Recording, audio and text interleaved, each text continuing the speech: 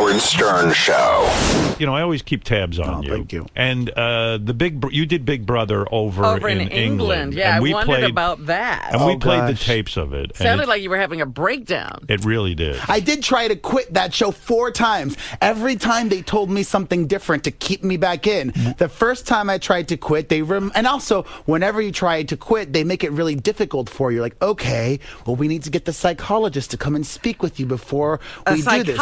Right, so they calm you down. Exactly. Right. And the psychologist is never on site, which is bullshit. He's always on site. Right. Oh, we have to call him in from London because it was filming on the outskirts of London. This is like torture. Yeah, the first time I tried to quit, call a psychologist. But had you quit, you would not have gotten paid. Exactly. So the first time I tried to quit, they reminded me of the fact that you're not going to get paid if you quit. All right, I talked to a psychologist. I stayed. The second time I tried to quit, was after that dude, Alexander O'Neill, and this other woman threatened violence against me. And this dude is a crack addict. And I am not a doctor, but I called it. I knew it. I was like, this man is going through... alleged. No. Oh. It came out on the show? It came out afterwards. I was like, this man is going through withdrawal symptoms. And he had opened up to me and other people about being a crack addict. I'm like, he's going through withdrawal symptoms. After he left the show, he went on a crack binge. Oh, dear. My goodness. I was like, listen, I have a kid at home. If this guy... You're in danger. Yeah, if this guy snaps, we're in the kitchen. There are sharp knives. Oh, my God. He can, I know that there are bodyguards behind the scenes, but if he snaps at me and he gets a knife and he stabs me, the bodyguard won't get there in time. Now, this sounds like a much better show than the one produced in America. We don't have anything like this. So I told them the second time I tried to quit, I was like, if that man stays, I'm leaving. No ifs, non-negotiable. So I don't know what conversation they had with him. Right. But he left. The third time I tried to quit. Yes. They loved you.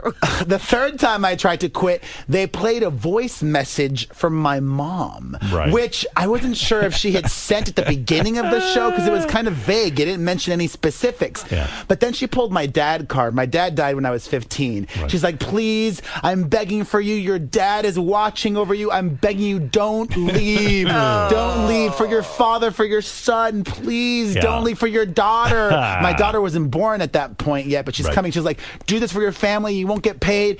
And then I'm like, oh my God, my mom is just like screwing with my mind even more, even though I was not well.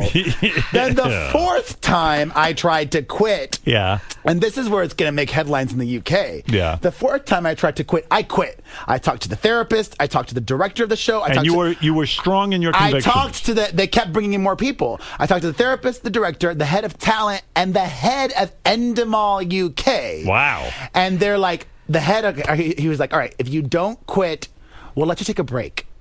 We'll put you in a separate room inside the house and let you watch everything that's happening and let you control the house. There was no secret challenge ahead of time. Right. The secret challenge came after I quit the show. They're like, all right, if you come back, we'll let you take a break from these nut jobs, and then we'll reintroduce you to the house. And by that point, I'm like, wow, being by myself for 48 hours, for 2 days, that 2.5 days. straightened me out.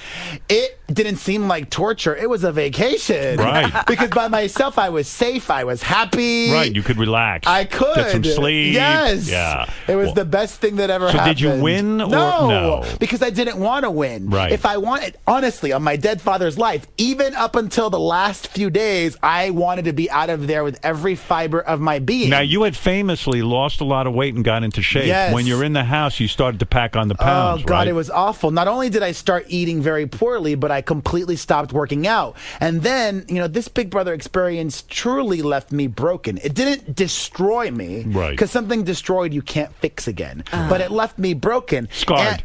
And then, in the months afterwards, I started battling severely anxiety, which I had never experienced before. Like a post-traumatic stress syndrome. Yeah, and I've experienced anxiousness before, and at one point 10 years ago in my life, I'd gone through depression. I knew that it wasn't depression because I didn't want to stay in bed all day, but I couldn't shut my brain off. I was having the most irrational thoughts, and I kept obsessing about the future. Who ran your website while you were busy? Well, my sister was helping me immensely, and I have staff, so thankfully things were covered. But, I got out of there, and then I was in such an unwell place that for months after the experience, I continued to eat unhealthily and I continued to not work out, and I gained a lot of weight. Wow. And I'd worked so hard to get my fitness under control. And finally, I'm like now getting back into like a groove. Now you look like you're in good shape.